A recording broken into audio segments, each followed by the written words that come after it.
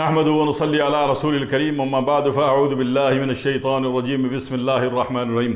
अस्सलामु अलैकुम व रहमतुल्लाहि व बरकातुहू।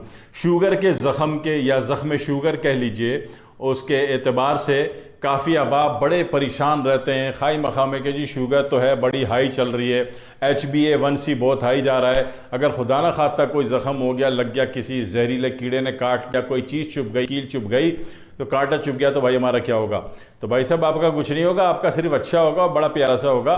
टेंशन ख़त्म, टेंशन ख़त्म। शुगर का ज़ख़म अगर अल्लाह की मदद नज़र आ जाए तो फिर कुछ भी नहीं है। शुगर के ज़ख़म के लिए एक चीज़ जो आती है इंडोनेशिया वगैरह से जो आती है, उसको तो केसी कहते हैं, इंडोनेशिया वाले भी केसी कहते हैं, हम भी केसी कहते हैं। वो पाउडर देते हैं और छिड़कते हैं और अल्लाह का शुक्र है शुगर का ज़ख़म ख़त्म हो जाता है।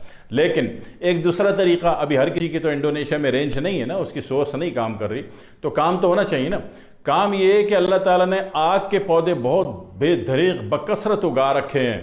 अल्लाह ताला को आपकी परेशानी का, आपके परेशान होने से पहले अज़ाला कर बैठा अल्लाह ताला, उस अल्लाह से रजू तो करो। तो आग के पौधे बहुत होते हैं और अक्सर बारिशों के बाद, अक्सर जो है बारिशों के बाद आप देखेंगे आग का पौधा जिसका पत्ता तोड़ो तो दूध निकलता है, जिसमें जामनी कलर के इंडिगो फूल होते हैं। तो जरा सी भी बारिश होता है तो इसमें काफी हद तक 40% इस दरख्त के पत्ते जो है पीले हो जाते हैं, जर्द हो जाते हैं, येलो हो जाते हैं। ये जो येलो पत्ता है ना आग का, ये बहुत कीमती तरीन चीज है। इतना कीमती, यकीन कीजिए कि आप सोच भी नहीं सकते, इतना कीमती अल्लाह रब्बुल इज़्ज़त ने इसको बनाया है। ठीक है, तो इसका तरीका ये होता है कि 1 किलो आग के पत्ते ले लिए, पीले वाले, जर्द वाले, तोड़ने हैं। अच्छा, तोड़ने में पत्ते को नीचे से ऊपर खींचोगे ना तो जान लेगा, जान लगानी पड़ेगी आपको। ऊपर से नीचे पकड़ के खोलोगे, टक करके हाथ में आ जाएगा। तो पत्ते, आग के दरख्त के पत्ते जब भी तोड़ने हैं तो एक तो बड़ा जो चश्मा लगा के जाइएगा आप, चश्मा, सेफ साइड चश्मा जरूर लगाना है, क्योंकि तोड़ने में दूध अगर तेज उड़ गया, आपकी आंख में आ गया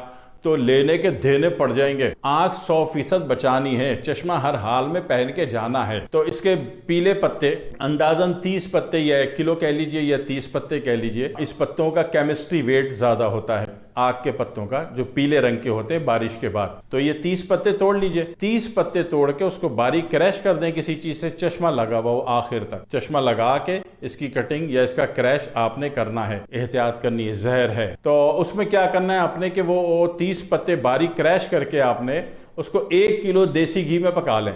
देसी घी आपको गाय का मिल जाता है, बहुत अच्छा होता है। गाय का देसी घी जर्द होता है, जर्दी माइल होता है, और भैंस का घी सफ़ेद होता है, सफ़ेदी माइल होता है। दोनों में फ़र्क होता है। अगर गाय का मिल जाता है देसी घी तो बहुत अच्छी बात है, नहीं तो बवक्त मजबूरी आप भैंस के घी में भी इसको बना सकते हैं। ठीक है, भैंस का घी हर इंसान के घर में होता है। ख़वातीन जो होती हैं हमारे घरों की, वो जब भी दूध उबालती हैं तो उसकी मलाई को निकाल के फ्रिज में जमा करती रहती हैं। फिर उसकी मलाई को जनाब सारी जमा करके ग्राइंडर में डाल देती हैं, थोड़ा बर्फ़ डाल देती हैं और चला देती हैं, तो वो साइडों में मक्खन आ जाता है। और जो मक्खन को हल्का सा गर्म करती हैं तो घी, तो ये देसी घी तो बन गया। लेकिन जब इसको कमर्शियल यूज़ करना होता है तो आप उसको पकाते वक्त थोड़ा सा मकई, भुनी हुई मकई का आटा जो होता है ना, कच्ची मकई का नहीं, कॉर्नफ्लोर आटा मैंने नहीं कहा, भुनी हुई मकई का थोड़ा सा आटा डाल देते हैं और जब इस मक्खन को पकाते हैं तो इंतहाई खुशबूदार तरीन जनाब आला दर्जे का ये देसी घी बन जाता है। पाकिस्तान में इसको बनाते वक्त आमतौर पर आटा डाला जाता है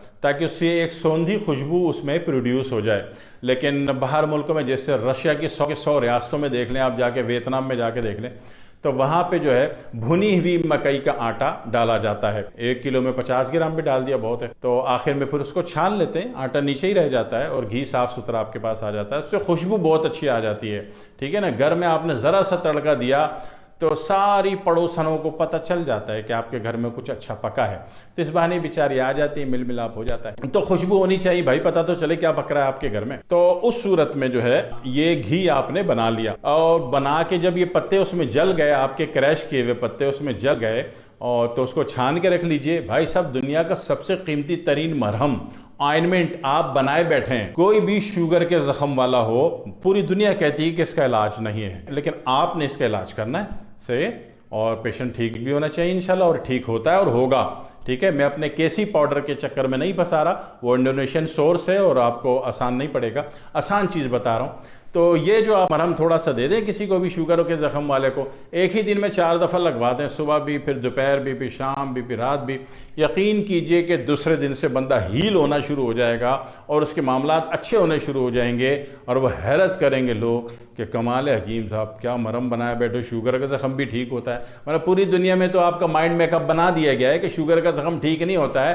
ठीक है ना, बचपन में नाक कटवा ली थी, बड़े होकर टांग कटवा लो, तो काटने का अमल चल रहा है, इलाज विलाज तो नहीं रहा। तो ये आप बना लीजिए, अल्लाह आपको इज्जत भी देगा, आपके काम भी होंगे इंशाल्लाह, लोग दुआएं भी देंगे। दुआओं में याद रखिएगा। वस्सलामु अलैकुम वरहमतुल्लाहि वबरकातुहू।